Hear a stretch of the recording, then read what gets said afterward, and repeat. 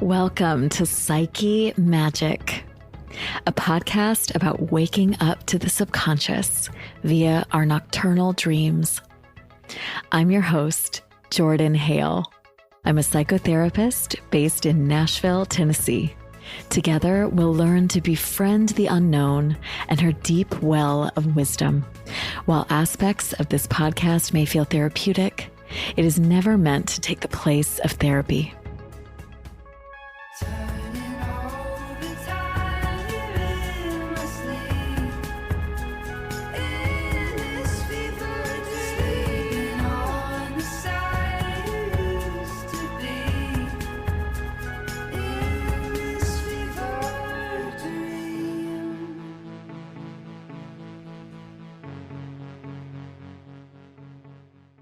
Welcome back to Psyche Magic.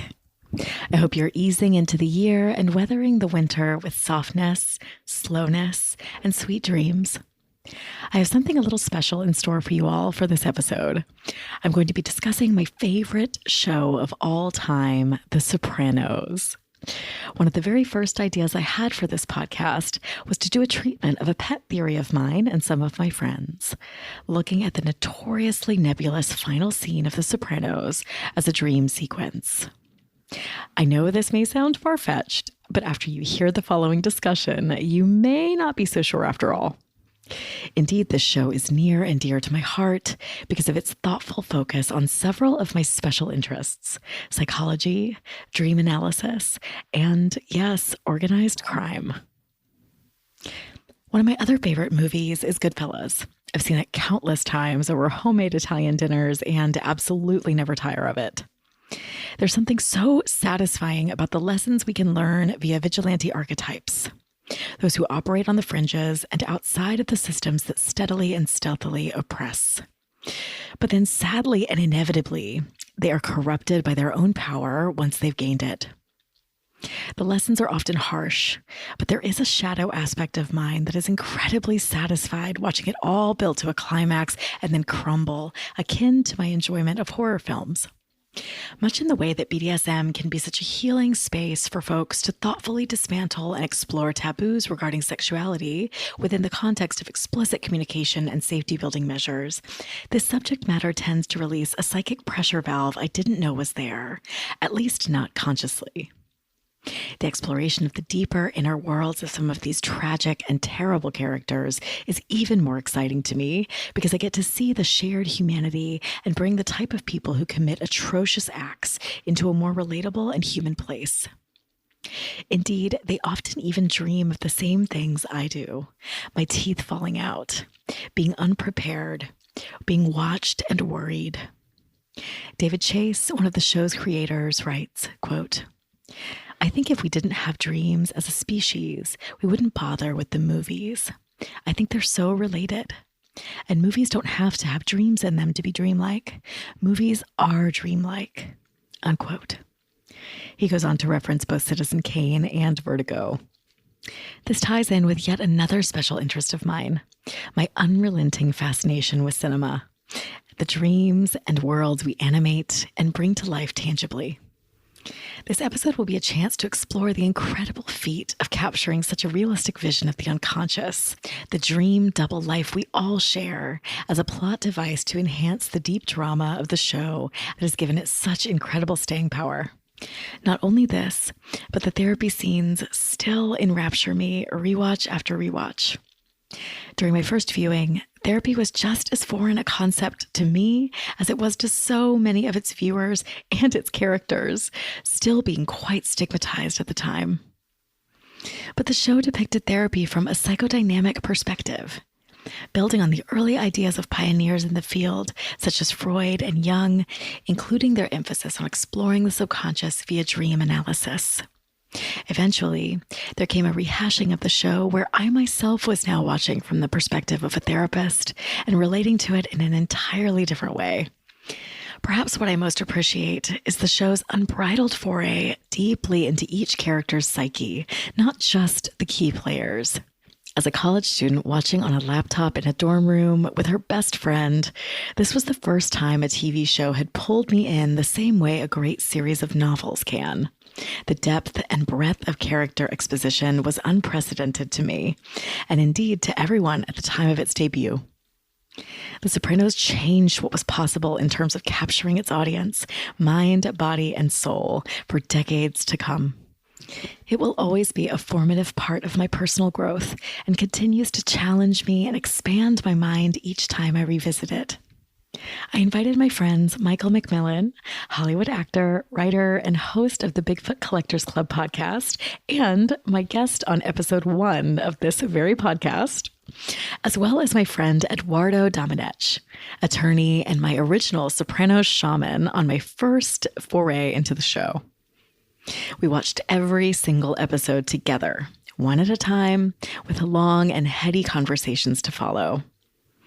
As a quick disclaimer, the episode will cut back and forth between my conversations with both Michael and Eduardo, and you'll notice the sound quality in Eduardo's interview isn't quite up to our usual standards because we recorded it before I had invested in proper podcasting gear. But it's so special to me, and you can even hear the faint snore of his precious pup Kimbo, who has since passed away and who we miss dearly. So I hope you enjoy this homespun episode where I get to dive into some of my all-time favorite topics with some of my all-time favorite people. Oh, and it goes without saying, but just in case, spoilers abound from here on out. Now onward to my deep dive of dream sequences throughout The Sopranos.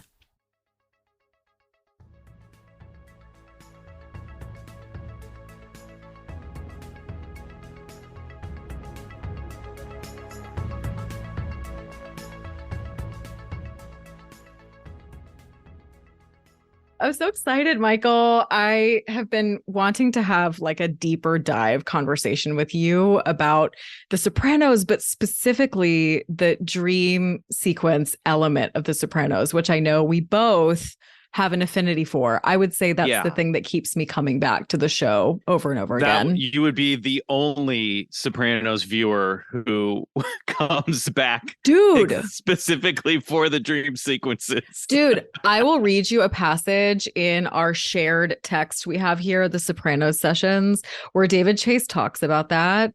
And he says that so many people like complained about the dream sequences when the show was airing and just did not like them, and that he refused to stop doing it. And it made me so happy.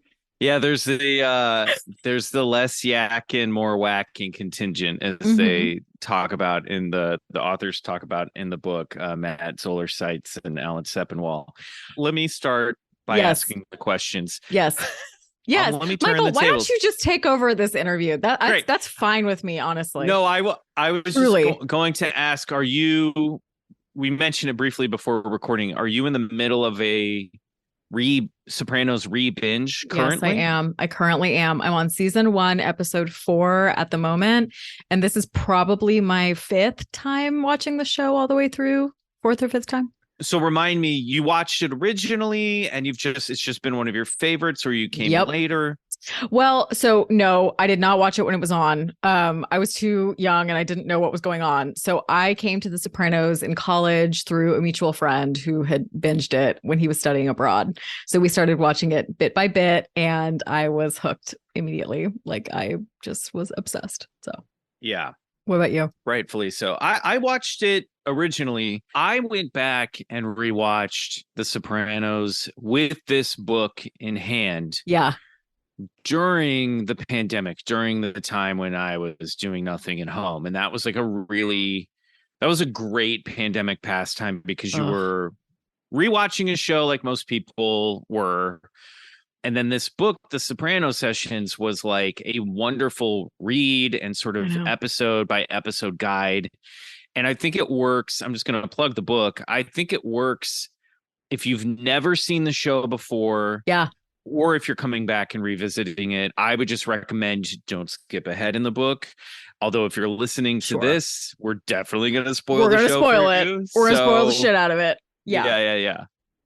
No, I agree. And I would say that for me, the book works so well because it's such a rich conversation, which is also part of what I love about this show is that they're not afraid to keep this very like complex dialogue going the whole time.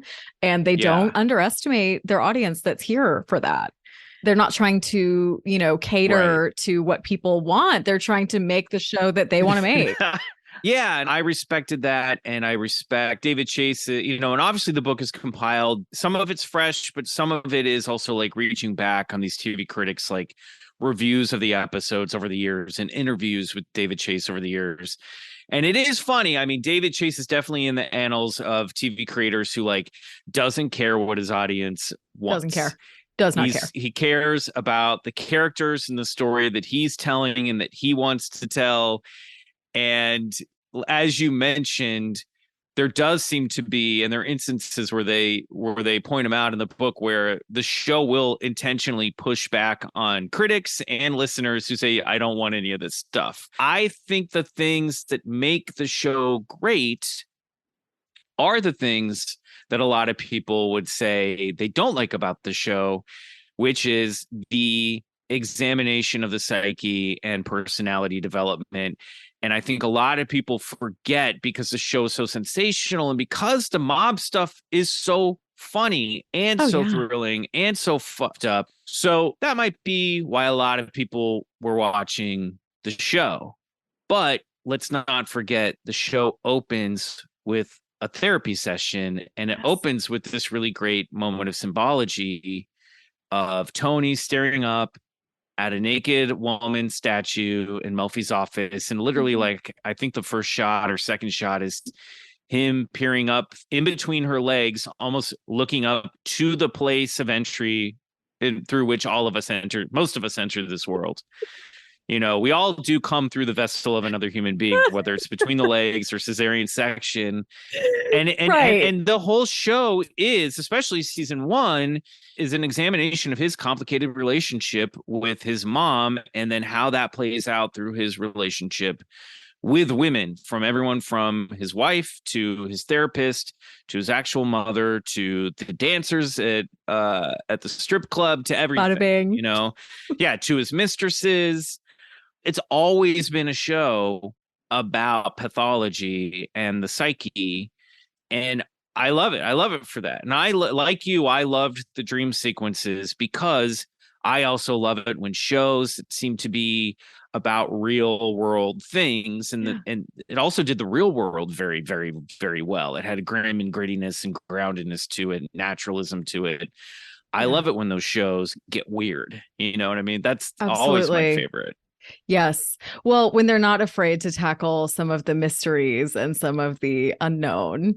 And for me, I think the reason I say that that's what keeps me coming back to the show is that those dream sequences are symbolic and they're open to interpretation. And I find myself interpreting them differently at different points in my life and based on kind of where I am in my own growth and evolution. And I love when a show can really make space for that in that way.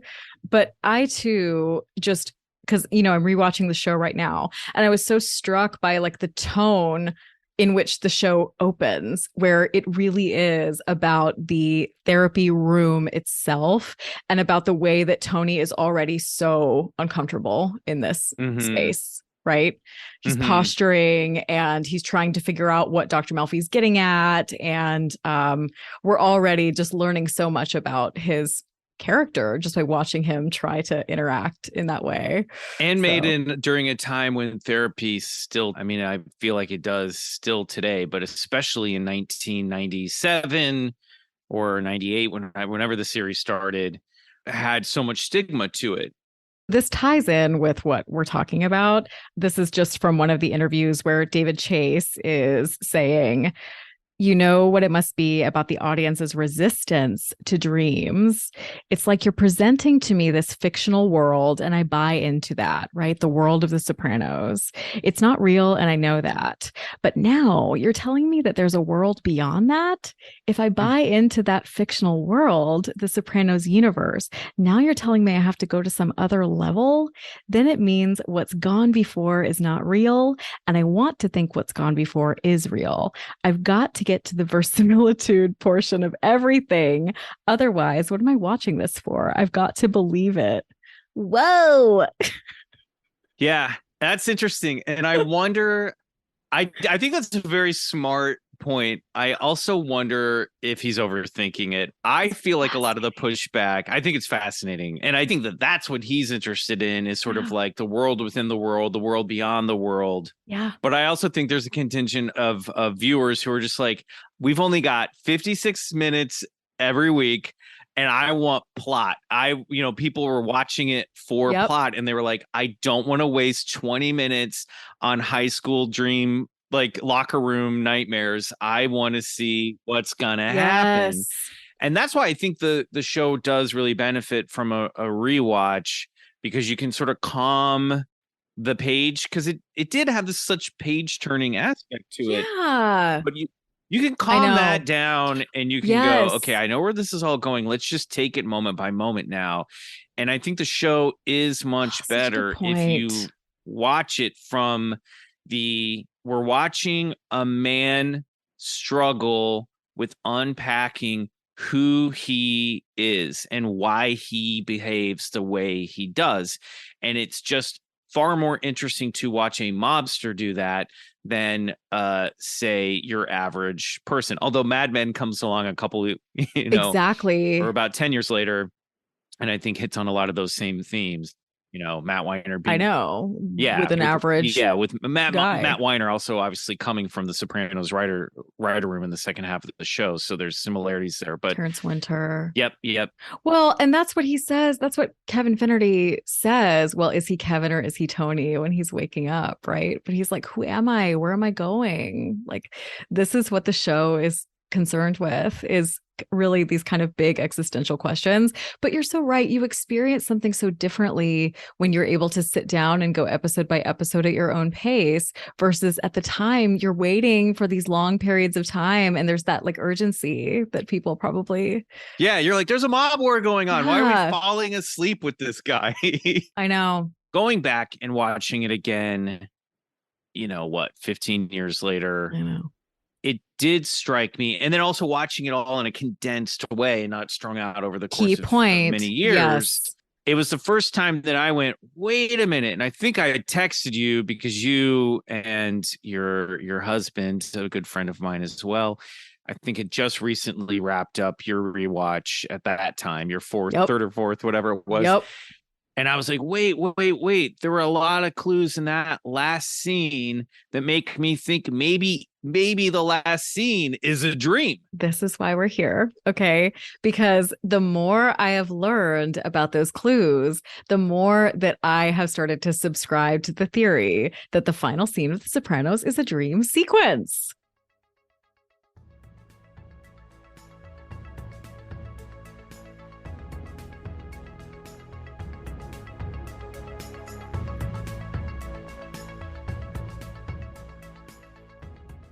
At the end. So what happens is we've got two scenes. We've got one where Tony, again, it's warm, it's idyllic. He's doing chores, like out in the backyard, which Tony's never doing chores. He's doing chores like a, all-American dad. And Carmela comes out and is like, oh, I think we're going to do Halston's. I think that's the consensus. And I'm like, okay, in what world would like AJ be leaving his girlfriend to go like meet you guys at a restaurant to have a family dinner? No, that would not happen.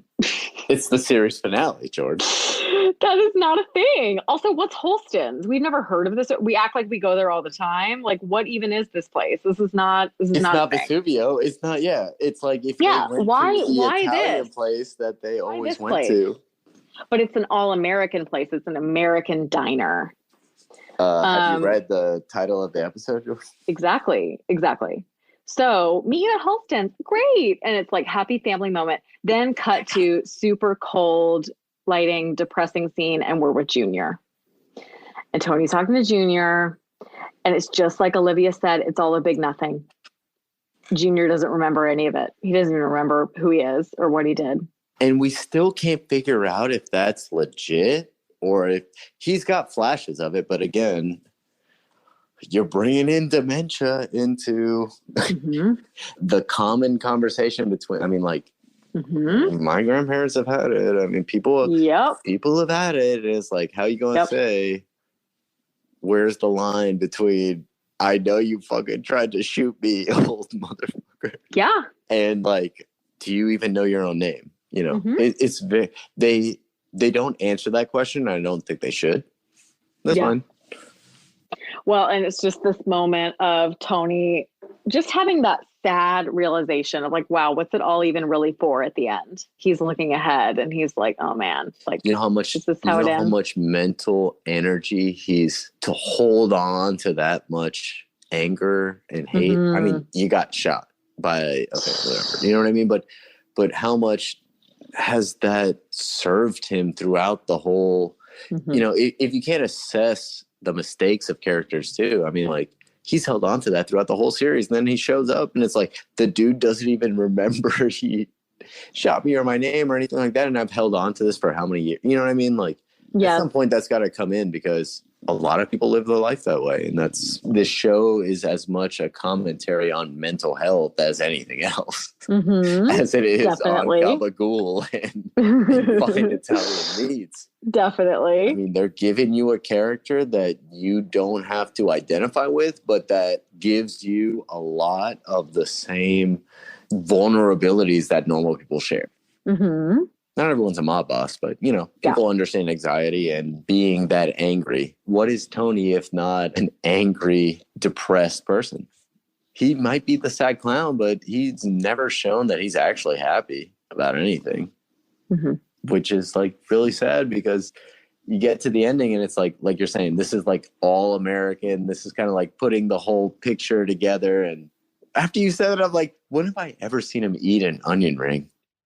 We actually do get resolve of what I think a lot of the overarching story is, where he sort of lets go of Uncle Junior and all the stuff that Uncle Junior had, and he gets the big win. He basically defeats Uncle Junior and walks away from him, right? And you could end the story there and go, okay, Tony got out by the skin of his teeth, at least this part of his life. You know, there's like closure here. Yes. There's some character closure there. There's a storyline that's been bubbling since season 1 with Junior going against Tony, that Tony wins, right? Yep. And it's a melancholy win. It's cost him relationships, friendships, literally, figuratively, family. His family has fallen apart in many ways. His son has been dragged into what he's doing. His daughter is now going to, who we thought was getting away, is now going to probably become a mob lawyer. You know what I mean? So he is sort of fucked, you know, in a way. I think his therapist has left him, because we've learned you really can't save him. He's a sociopath, and all the therapy is doing is just reinforcing his own sociopathy or psychopathy. You know, what a brutal moment in the show. Like, wow. Brutal. And I guess all based on real studies that were coming out, like, at the time. This was like new information. Exactly. Yeah. So he's stuck, even though we get some character result, but we know he's stuck. We know he's going to be stuck in this cycle until the day he does die. And that day may be that night or the next night or whatever. Yep. So it does stand to reason that maybe we could cut from the actual final scene to a dream sequence that is sort of showing us all of Tony's psyche on full display, where he is after that resolution with his uncle comes. Exactly. Making this kind of metaphorical piece of work, of art, about this culmination, about this journey. Here we go. We're at the final scene. This is it. So the scene, there are several things that I looked into here. All details like setup and scenery. First up, when Tony walks into the diner, okay, super warm lighting, right? Like very warm, happy looking, idyllic. When he walks in, the song that's playing says, "All that you dream." That's the line of the song as he enters the restaurant. And it's the only line that we can like audibly hear. All that you dream. Okay. So he walks in. Why? Okay, sorry. Wait, what? I have to bring this up. Do it. You realize, like, he opens the door, he looks in, it's whatever. They go back. He opens the door again, and he's sitting. It's total Shining. Yes, dude. Okay. He sees himself. If you're talking about Shining, then go ahead. I don't want to interrupt you. Oh, I absolutely am. Yeah. He sees himself sitting down. Yes. Like the way that they cut that. So the song says all that you dream, and then he's watching himself from the outside. Whoa. Yes. Okay. Now, on the wall behind him, by the way, are a few different images. 2 of these images are of football players. We know that Tony played in high school and like very recurrently dreams about his high school football coach, right? This is like an important part of his psyche. And then the other picture in the background is the mansion. It's a huge mansion. And it actually looks very reminiscent of the mansion that he approaches at the end of the Kevin Finnerty episodes, where Steve Buscemi is trying to get him to go inside. Yes. Oh, yes. Yeah. Where he's beckoning him to come. Oh, yeah, dude. No, I saw there was a bunch of art and stuff like that, and I just like you almost have to stop and spend like a half hour just looking at that stuff. This all matters. Like all these little details matter. So we see him. Yeah, we hear the song. We have his weird POV shot of him watching himself sit down. We see these images in the background that have to do with these other sort of like dream sequences. Then the characters start entering the restaurant. Okay. We've got members only guy, which obviously. No. Don't. You can't separate him from AJ because they come in at the same time and they do that on purpose. Yes. That's significant. Now, members only, let's talk about the references there. Because, okay, please, right? I don't know about members only. Okay, I don't know about you. I'm going to hand this to you in a second. In dreams, oftentimes, the representation of the figure or the subject is not the true, like, meaning of that figure or that subject. So when we talk about members only, you're going to give us all these references, right? So, like, this figure is meant to represent something else. No, so tell us about members only. No, members only is a callback. This is just really, really good writing. Seasons ago, this guy wins the lotto because his grandma in Florida died and left a huge inheritance, but he's a mob guy in New Jersey. Yeah. So the episode is called Members Only because he gets the inheritance and is able to afford a higher, it might as well be called Loren or Givenchy or whatever. Yeah. Just like he's able to elevate. He asked Tony, hey, I got this inheritance. Mm-hmm. Let me give you a taste and let me go. And Tony, they kick it down to Chris. They kick it down to all this. It's complicated. And like the fact that this guy wearing a members only jacket is a callback to seasons before of the inability to escape this kind of life. Okay, yes. And do you remember who else used to wear members only? Who? Not Chrissy. No. Who? Okay. The other character who always wore members only jackets was Richie Aprile. Jordan, damn. Richie Aprile was an active threat to Tony. Damn, Jordan. I didn't know that. Mm-hmm. I mean, like, there's a lot of theories about all this stuff. Like, it is very clear what happens to Tony at the end of The Sopranos. Lets you know that, and it's a callback to those kinds of, like, things where you are trapped in the life, and the life is going to ultimately sort itself out. But, damn, I didn't know Richie wore that, too. Richie wore that too. And so this figure represents an active threat to Tony. And you're right. It's not an accident that AJ is right behind him because AJ is part of the new threat to Tony. Damn. Okay. So everybody comes in. We see the 2 black guys come in. Those 2. Okay. So remember at the end of season 1, Tony almost gets killed by 2 young black men. So this is another like subconscious in like car memory of a threat, right? Okay, so like everybody's coming in. We've got these different like threats being represented. And then we have this really like sweet family conversation where AJ is like, oh yeah, Dad, remember what you said that one time about how we should focus on the good times? Like he remembers his dad's advice. And it's like, AJ doesn't talk like that. He doesn't act like that. Like, this is what Tony wishes could happen. You're getting back to The Shining, Jordan. Dude, I think this scene is an alternate reality / a dream he's already been dead. Yeah. Yes. No one in this scene is acting like any one of those characters. Exactly. This is a Kevin Finnerty moment. But for the end of the series. This is an in-between moment. And David Chase says whether or not Tony Soprano is alive or dead is not the point. It doesn't matter. Yeah. It could be both. Yeah. It could be that he is in between. I mean, like, no one is doing what they should be. No.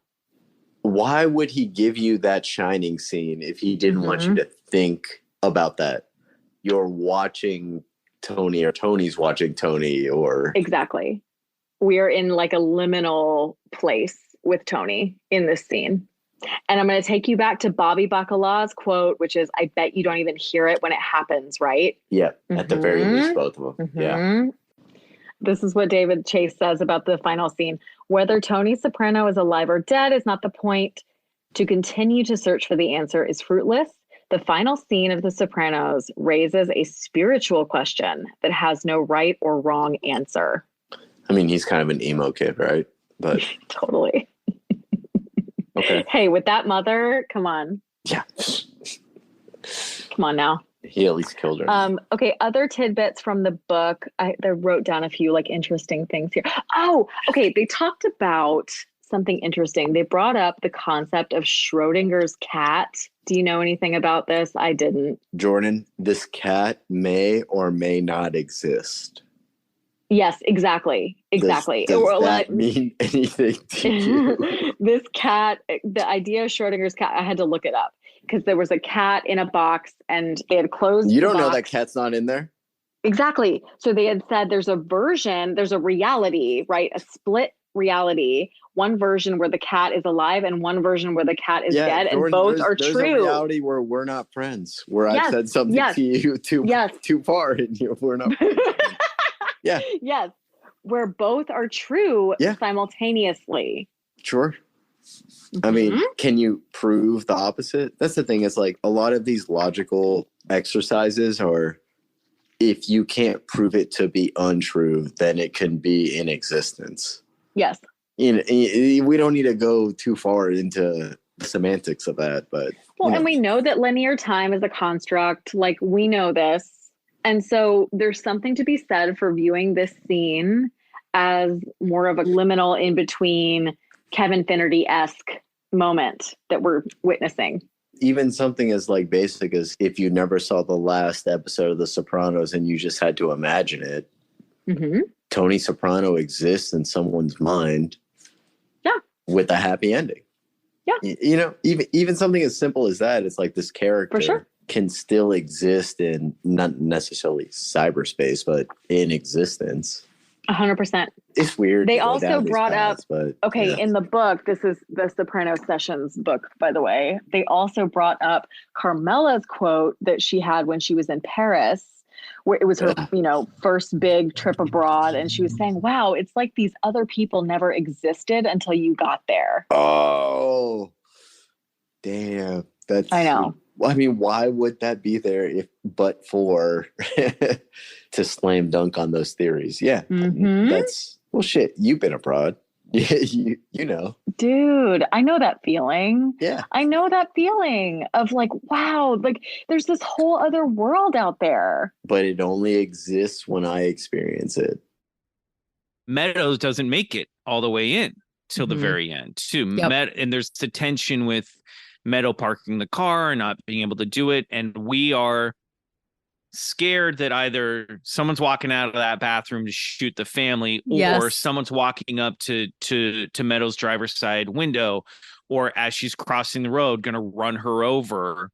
So there is this sense of Meadow being on the outside, like the Kevin Finnerty thing, that there does seem to be a we can't complete this, right? Like there's something about Meadow being, because I feel like AJ really is a lost cause. Unfortunately, AJ worst character ever in the footsteps of his father, but like there is this sense of like the worst thing that could happen to Tony is something happening to Meadow. That Meadow is sort of a lifeline for him, as we saw in the episode where she pulls him out of limbo. So there's a version, if he literally gets whacked at the very end, that Meadow walks in just in time to see her father be shot, and maybe the rest of the family, and Meadow's the sole survivor. You know what I mean? Yeah, absolutely.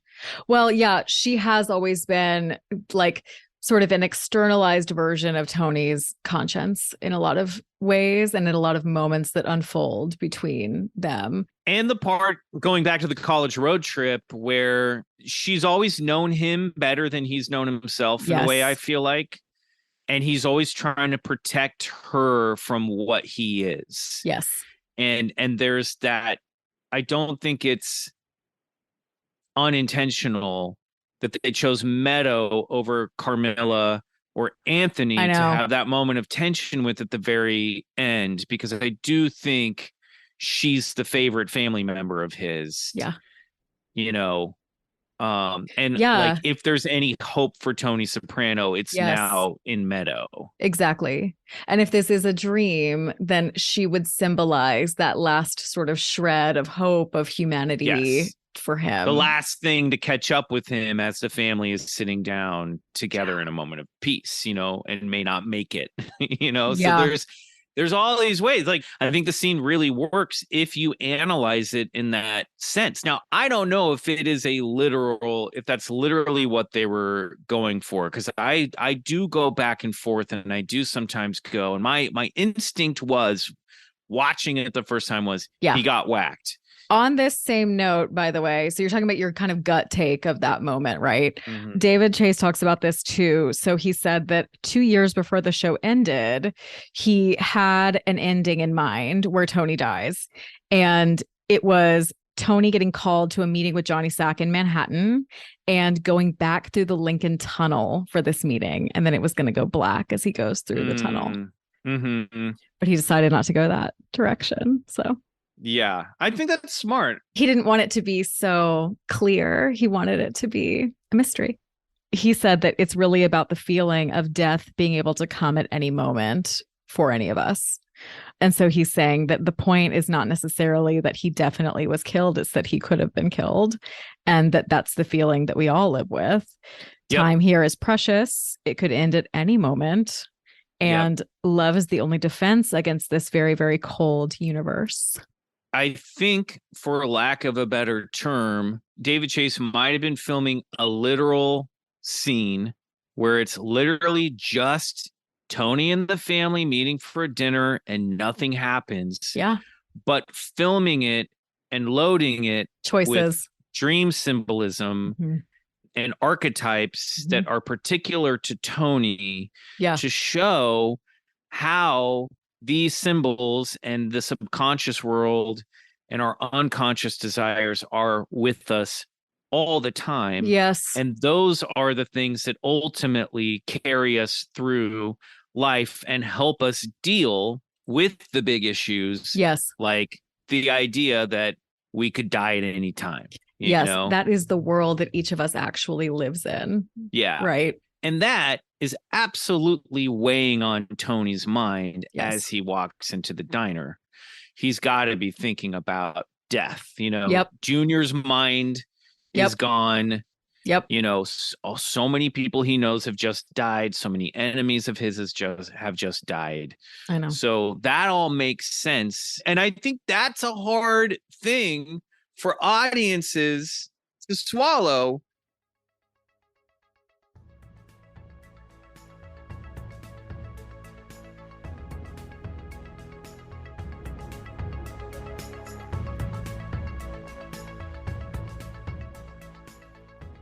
Okay, let's transition a little. Let's talk a little bit about just favorite dream sequences in general. Okay. Are there any that like stand out for you in the show that you just think are really fascinating? Obviously, the one that, not counting the end, because I don't even know where I land on that. But obviously the big pussy dream is, dude, that's the one for me. The fish one. That's it. On the boardwalk.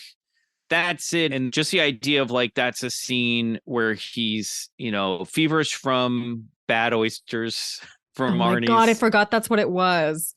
They So blame funny. the Indian food. Artie or Arnie? Artie Bucco. Artie Bucco. And the idea of like, sometimes you have to listen to what your gut's telling you over what your head is rationalizing. Exactly, because your gut actually knows what's happening. Hey, you're being surveilled and one of your buddies is betraying you. And I like that he worked out a real world problem in that sequence. And it happens later in that episode, the test room where we get the high school locker room flashbacks. Yes. And he figures out that Tony B similarly is a problem that needs to be dealt with, because Tony B, Steve Buscemi's character, because he's off going rogue. Yes. So I like the idea of taking a character who doesn't know himself very well in season 2 and is trying to use the few tools he's picking up in therapy to figure out Exactly. He's picking up a few. Yes. a problem, but then it's also just feeds right back into what makes him a bad guy, What makes him just a disaster of a human. Yeah. David Chase said that when he was working on these dream sequences, because he was the one that wrote all of these, he was actually working with his own subconscious. So he said that he was going into these kind of meditative states, and the image of Tony riding a bicycle to a fish market came into his head. And from there, he wound up coming up with this idea of the fish actually speaking, which in turn evolved into the old Godfather line about sleeping with the fishes. So it was a subconscious process. Like, David Chase didn't have this idea right away. It evolved.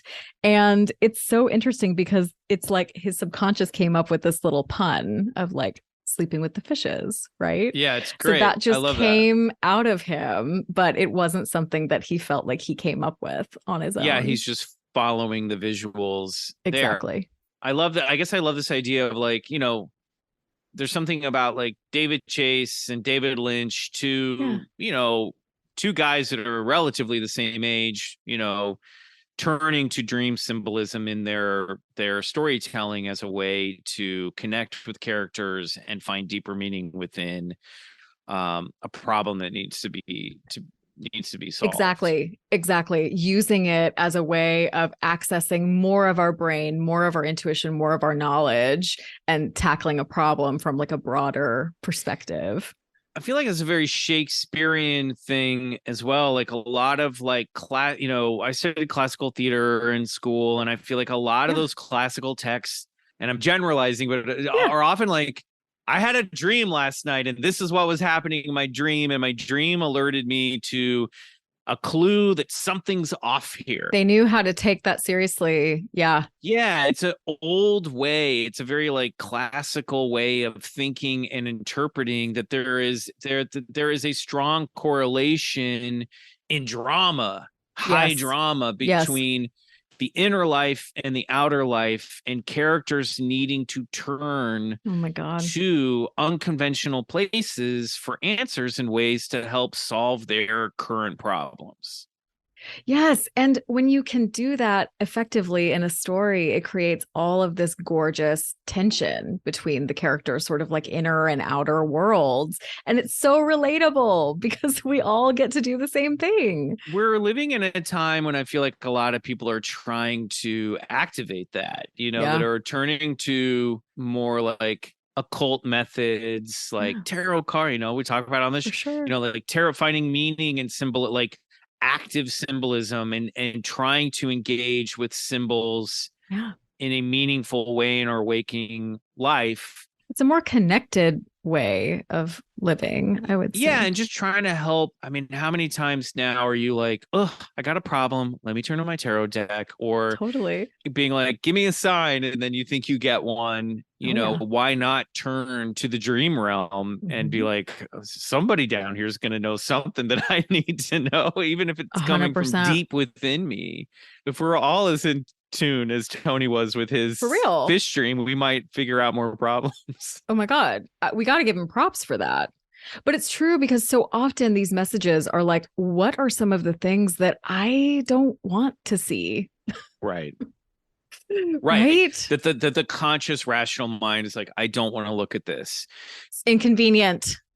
It's inconvenient and the truth hurts. And you can probably think of 5 or 6 people in your life, maybe yourself included, that are all dealing with like blocks in their life. Like, oh, if they just did this, then this would be better, and oftentimes there's something going on with yourself. You're like, man, if I just changed this, I'd probably feel better about it. But in order to do that, I have to admit that I failed, or or I have this weakness, or I have this crutch that I got to get out of my way. You know what I mean?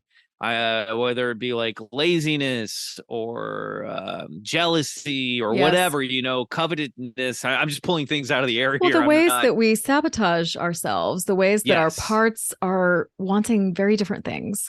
Yes. I want to read you this too, because I think this is cool and it speaks to different types of dreams in The Sopranos. So I'm reading this book right now by Anne Faraday. She was a dream researcher in the 70s and she was fantastic. But her book is called The Dream Game, and she cites 3 different types of dreams. So she calls them like 3 phases of dreaming.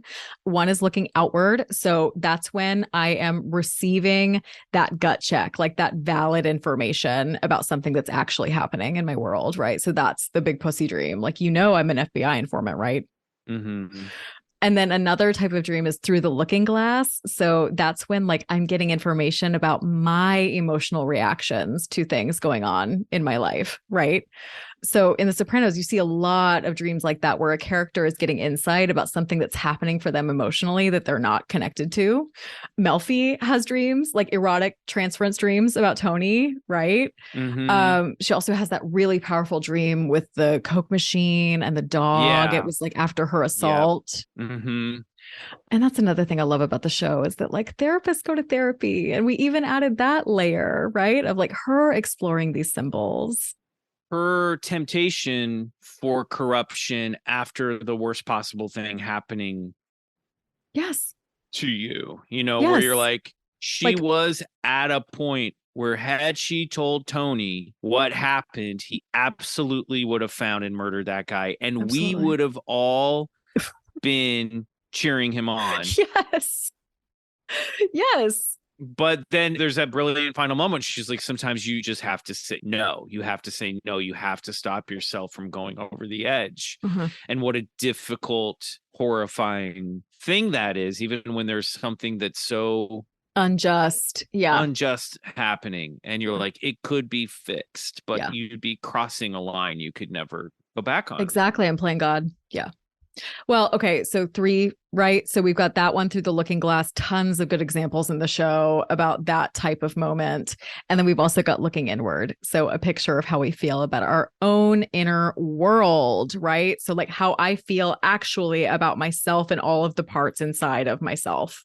So that for me, I mean, there's a lot of dreams like that in the show too, but one that sticks out that I love is the calling all cars dream, where Tony's like in the back of the car and Carmela's driving. Oh, yeah. And all these different characters start showing up, but it's a symbol for him of feeling out of control in his life in these different situations. He's not driving the car. Carmela's driving the car with the family. He has no control over who's in the car and who's haunting him and showing up, right? So it's these ways that he feels like he's losing his footing.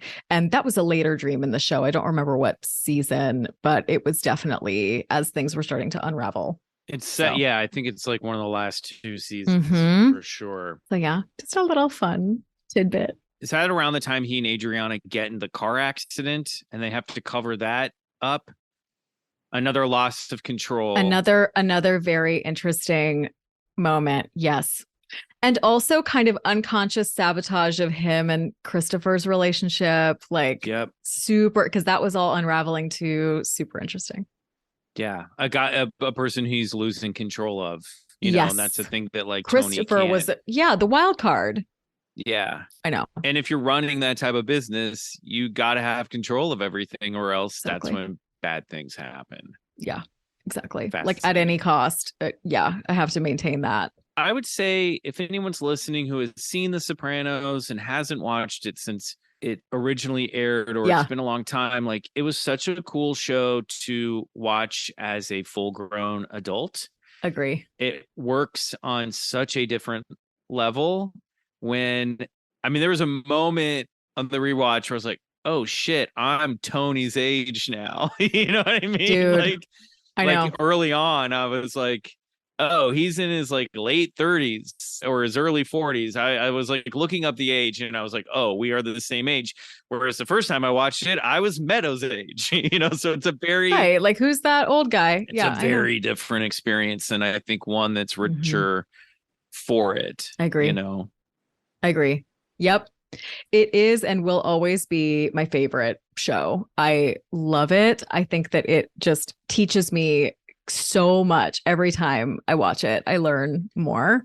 So yeah, I definitely think that revisiting it is a great idea. It's a show that just, it's deep, it's rich, it needs a little extra attention.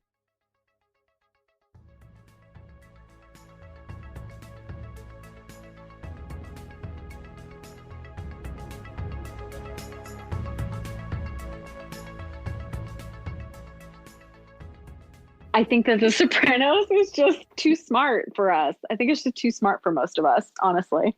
And that's why we're all still talking about it. It was ahead of its time, obviously. Obviously. Because we're still talking about it and don't understand it. But I also think that we're still talking about it because they had the balls to deal with things that are mystical, things that are unknown, things that we can't conceptualize. Mysteries of the world. I'm talking about things, Schrodinger's cat. I'm talking about things like alternate realities and that the universe can be unfolding in multiple spheres at multiple times, but we have no way to conceptualize that. And yet we sometimes encounter that. The good stuff. Yeah. Yeah. The unexplainable. I'm talking about the good stuff. You had me at the cat, Jordan.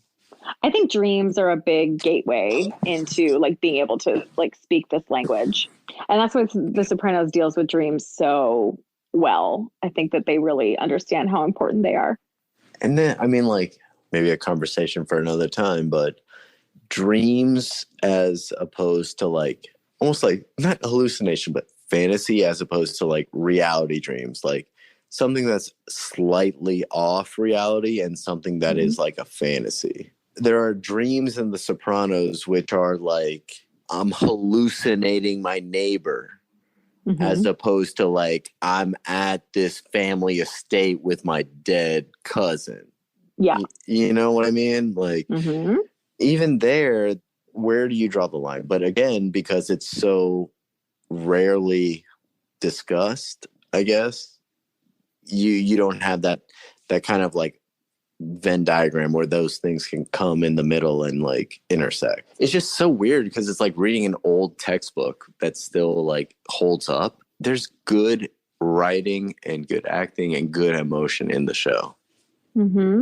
Yeah, that's why we're still talking about it. It's definitely the richest like sort of psychic content of any show that I have ever seen or probably will ever see. This was so fun. If nothing else now, I just have like a fun like hour of us talking about Sopranos recorded and banked in my database. So that's awesome. Don't stop. Believe Don't stop.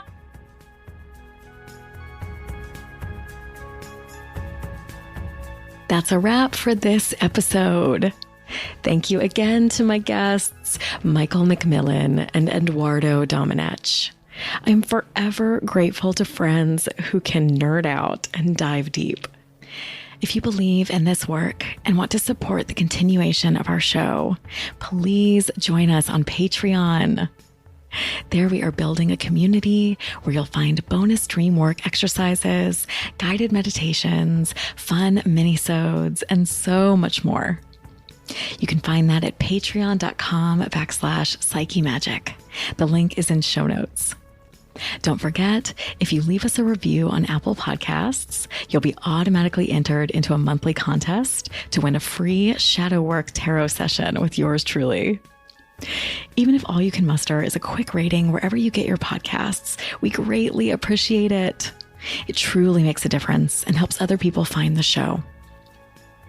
Do you have questions or a dream you want to share? Please drop me an email at psychemagicpodcast@gmail.com. You can also leave me a voicemail via the link in show notes. I'd love to hear from you, and you could be featured on a future episode. You can also follow us on Instagram and TikTok, my favorite, at psyche_magic. Also check out my Psyche Magic playlist on Spotify. The link is in show notes.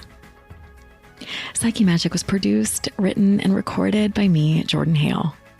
Editing for this episode is by Masuzu Inaga. Our theme music is by Young Summer. Artwork is by Annika Murphy. Special thanks go to Daniel Higby, Michael McMillian, and Grace Fuse. You can check out information about this and other episodes on our website, psychemagicpodcast.com. Psyche Magic is available via Anchor across all podcasting platforms. Thank you so much for listening. I'll leave you with a question. If you must sleep through a third of your life, are you willing to sleep through your dreams too? Get your dream journals out, y'all. Until next time.